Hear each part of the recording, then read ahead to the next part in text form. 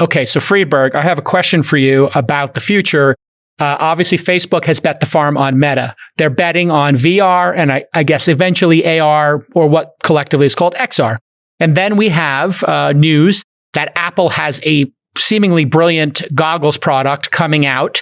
Developers are getting into it, and they are the masters of hardware. So now Zuckerberg has decided he will be on a collision course with the company that just took $10 billion in revenue from them by doing the non-tracking, and that is the masters of hardware. So we have this collision course coming, and then just 2 weeks ago, Google said, hey, by the way, remember that Google Glass thing? We're not giving up on VR, AR either. And of course, Microsoft, we all know, has their HoloLens. So when we look at that four-horse race, if you were to bet and rank who's going to win, Apple goggles, Google Glass, whatever they're going to call the new thing, HoloLens, and Meta's Oculus, who's going to win? And how do you look at that competition between the big four? I don't know if that's a race you want to be in. So, okay, I like that answer. Race to nowhere. Have you guys used the Oculus Quest device? Absolutely. I have two of them. Try, oh my, have you played the games where you like move continuously through space? And like when you do that, it's like you're going to throw up. You're going to throw up. Like, yeah. I mean, I'm not sure that this notion that becomes the new computing modality is like a fair and true notion. And so, it may end up becoming kind of a niche entertainment device, almost like a Nintendo Switch, where there's a mode when you're using it, but I'm not sure it replaces traditional static two-dimensional computing in front of you.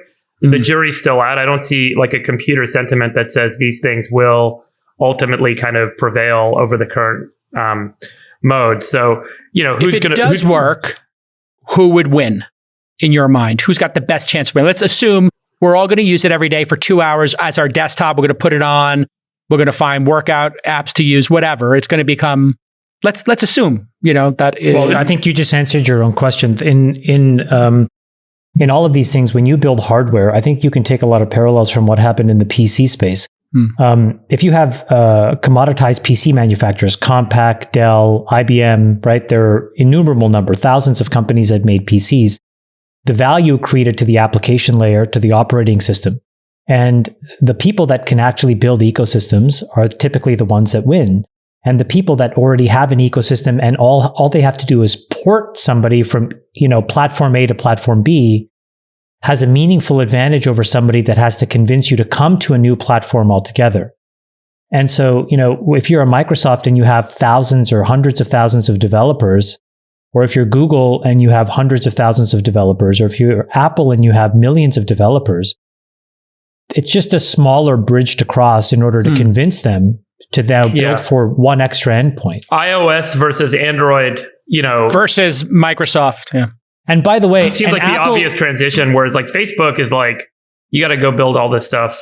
And Apple made an incredibly important set of decisions a few years ago, which I didn't think a lot of people talked about, but they had an OS tree that was branching far too widely, right? They had a different operating system for the phones. They had a different operating system for iPads, desktop for watches. And they've started to try to converge and shoehorn these things into a set of basic primitives so that it's more controllable. And I suspect the reason is because that gives them more optionality to go into a car, to go into a headset, without having to do an entire developer rebuild. Even better than that, Chamath, it's a great point you bring up, because they also started investing in their own chipset. And I think all of that chipset innovation gives them a dramatic advantage in having smaller batteries and more processing power in a headset if it does work, what chip asset does Facebook have? None. So I don't think we should say that Facebook is down and out, but let's just qualify what we think can win. So that's one thing. The other thing to remember is when you look at the PC industry, how did Intel become so dominant? Part of what Intel was able to do to outcompete AMD and everybody else was that program called Intel Inside, which is effectively these co-marketing pass-through dollars that they would use to actually give an incentive for Dell and for Compaq and for all these other folks to basically build to spec. And that was the Wintel monopoly, right? Microsoft and Intel. If you play that out in VR, what you really need is just a bag full of cash, because if you give developers a subsidized incentive to build for your platform, they'll do it. So then Again, if you rank the companies, you just need to look at how much cash do they have, because those with the most cash Google. have. Yeah. So again, I think the best way to think about this is how many developers do you have today?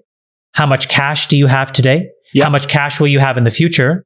And you can probably rank and just do a reasonable expected value to think about who has the best chance of winning, assuming the platform is roughly equal. Now, if the company on that list with the fewest developers and the least money has a superior device, if that device is superior enough, they can overcome those things. Right. And But Facebook has the least money and Facebook has the least If you have rough parity, I think the person with the most money and the most developers probably has the best chance of winning. Saks, Facebook has the least developers. They have no relationship with developers. In fact, they kind of screwed them over with Facebook Connect a couple times. They have the least money, but they do have the largest user base of profiles.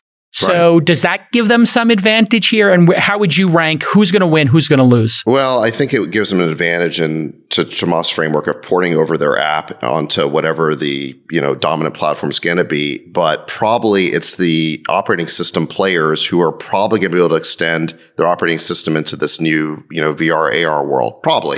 What I wonder about is, would Facebook have been better off if they were going to run a $10 billion a year money-losing division that's highly speculative?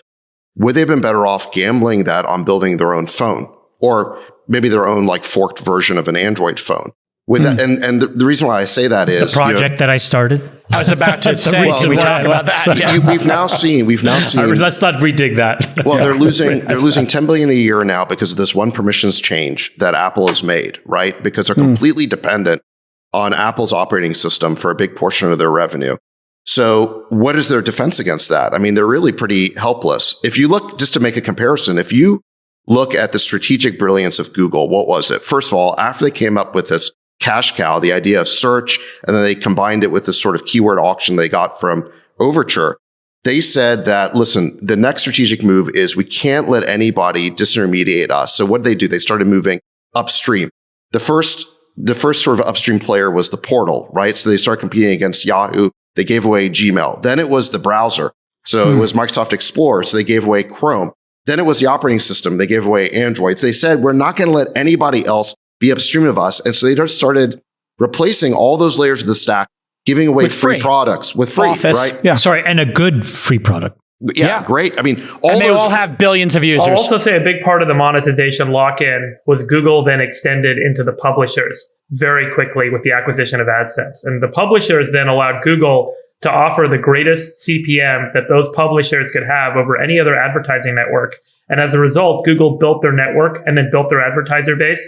And they effectively, got this huge lock-in. The only disruptive threat to Google was what Facebook did, which is to create demographic profiles where instead of targeting ads based on keyword or search intent, you could now target ads based on demographic. And then Facebook took it a step further and did retargeting. So basically following you across multiple sites. But Facebook always knew, and as we just discovered, that was always going to be a weak point for them because they were dependent upon hardware devices that were going to let them do that tracking across apps and across sites.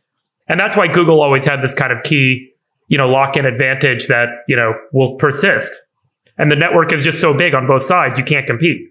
To Saks's thought bomb, if they had invested in a phone, let's say they made $1,000. Let's say they made a phone with a BOM of $800 or something. Bezos did this, by the way. Just remember the Fire TV, the Fire phone, and he gave a bunch of great speeches. You can watch these on what happened with that. And just despite his extraordinarily large user base, his committed, loyal users, all these reasons, his magical, talented technical team, he hired the best people. He also tried to do the same with search, by the way, with A9. And remember, Apple also tried to do the same with search. All these guys tried to kind of compete. Yeah, it's not easy to execute. Yeah. It's not easy to execute. And you get a lock-in with the network value, but you also get a lock-in with the talent. And, this was a really hard thing to pull off. And you have to get it all right.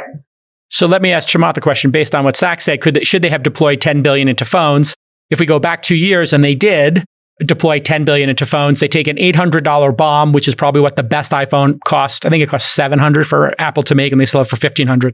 They could basically give the phone away for half price, maybe give it away for $400 or $500. That's what Fire Phone was. And if they gave away for $400 and you had to be a Facebook user, you buy it, they get the credit card of the person. That would be, they could put 25 million phones into the market every year. That's what Amazon thought, and it didn't work. I don't think that moves the needle. So you don't think it would work? It didn't create a better user experience for users. Users got a better experience with the iPhone, and then they got a better experience with Android. The window of time was in 2009, 10, and 11 when there wasn't lock-in. And, I think that's been well discussed about what we were doing and what we tried to do. So there's no point rehashing it. But why did Facebook give that up? Because there was an initiative, right? It wasn't that. It came down to, an ask that I made that we didn't get, and it didn't happen. So it didn't happen. And we'll leave it at that. Yeah, by the way, I'm not saying that would have been successful. Neither did I. We didn't get to the starting line, so we'll never know. In fact, I think it's unlikely that it would have worked because I'm not sure exactly what Facebook's value prop would have been. My point is just if you're going to lose $10 billion a year on a division, wouldn't it be better for it to be something strategically vital as opposed to something that feels a little bit optional? Even if the majority chances you don't win, the question is if you had a 20, 30, 35% chance of being a player in smartphones, would you take that chance? And I think you have no choice but to take that chance, and it would be worth it, the expected value. Yeah. One thing I'll say in defense of Facebook is I think that all of this antitrust scrutiny is a little bit ridiculous today. And it looks pretty ridiculous. And let me just explain why. It seems that capitalism is pretty much working as intended, because if you looked at Google's results, if you looked at Snap's results, at Pinterest's results, at Amazon's results, there is a vibrant and growing advertising ecosystem. By no means could you claim that Facebook has any real monopoly on that, number one. And when you fold in TikTok, it's absolutely true. And then if you think about the usage curve of TikTok, there's a check and balance there on usage. And so anybody that thinks that Facebook is a monopoly today, I think is a little misguided. So really, I think what politicians need to do today, February 4th, is be a little bit more honest about what they really care about, which is really around Section 230 and the misinformation, disinformation fears that they have related to Facebook's distribution power. Because now, if you're going to try to legislate this company, it's really unfair. Especially going back 10 years to litigate an acquisition, you'd never do that to any other company that, is sort of maybe on the back half of their growth cycle. It just doesn't make any sense. It would be like going after Google now for the YouTube acquisition. Amazon reported $31 billion of advertising revenue. Crazy. There is a vibrant, diverse advertising ecosystem. Facebook is not in control of that ecosystem. And so trying to legislate them as a monopoly in that ecosystem is insane today. What do you think, Sachs? Do you think this regulation is based on the fact that Facebook kicked off Trump and is scaring politicians over actual competitive reality? I think that politicians are using the threat of regulation to try and drive the speech policies they want on these social networks. That's what's really going on. I mean, the merits of the case. So you agree with me. It has nothing to do with the business. Yeah, look, who should get regulated on antitrust grounds? Apple. Apple is, and maybe Google. Why? I mean, they're the big monopolists. I mean, they control the operating system. I mean, those 90% guys 90% of search, and I would say Amazon with respect to the verticals where they're competing with their own basics. With the basics, exactly. So, in other words, when you control an operating system, and then there's developers or other downstream players on that ecosystem, you have to treat them fairly. You can't privilege your own policy to then dominate vertical after vertical. So, there are real antitrust concerns with those three companies. With Facebook, way less so. And yet they get the brunt of the attacks. Why? Because the people in Washington are trying to coerce Facebook into controlling what they call misinformation, which is really just speech they don't like. And that is highly inappropriate.